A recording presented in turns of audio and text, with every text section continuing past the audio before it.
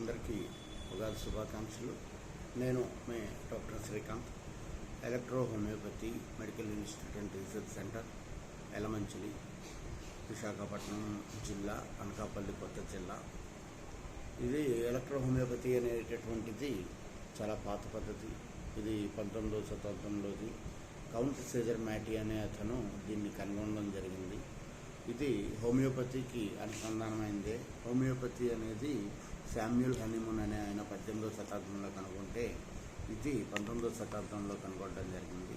ఇది మొక్కల నుంచి తీసినటువంటి రసాయనాల ద్వారా కూడా ఎటువంటి హాని కలగకుండా ఉండడానికి నాన్ పాయిజన్ ప్లాంట్స్, హానికరం కాని మొక్కల నుంచి తయారు చేసేటువంటి ఔషధాల ద్వారా మనకి జ్వరం దగ్గర నుంచి క్యాన్సర్ వరకు కూడా ప్రతి జబ్బును కూడా నయం చేయడానికి ఇది అర్హత కలిగినటువంటి వైద్యం.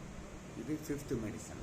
అంటే అలోపతి కాకుండా యునాని, సిద్ధ, ఆయుర్వేదం, హోమియో, 5వది ఎలక్ట్రో హోమియో.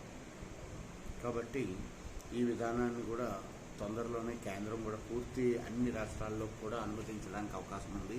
ప్రస్తుతానికి ఇది పంజాబ్, రాజస్థాన్, హర్యానా వాటిల్లో అమలయ్యి ఆల్రెడీ అక్కడ గవర్నమెంట్ అండర్టేకింగ్లో కూడా ఉంది. అతి త్వరలోనే మన గవర్నమెంట్ కూడా అండర్టేకింగ్ చేసే అవకాశాలు ఉన్నాయి. సెంట్రల్లో కూడా అప్రూవల్ అవ్వడానికి అవకాశాలు ఉన్నాయి. సో కాబట్టి ప్రతి ఒక్కరు కూడా ఈ అవకాశాన్ని వినియోగించుకోండి. అడ్మిషన్స్ జరుగుతున్నాయి. అడ్మిషన్స్లో జాయిన్ అవ్వండి. ఆన్లైన్ క్లాసెస్ కూడా ఉన్నాయి.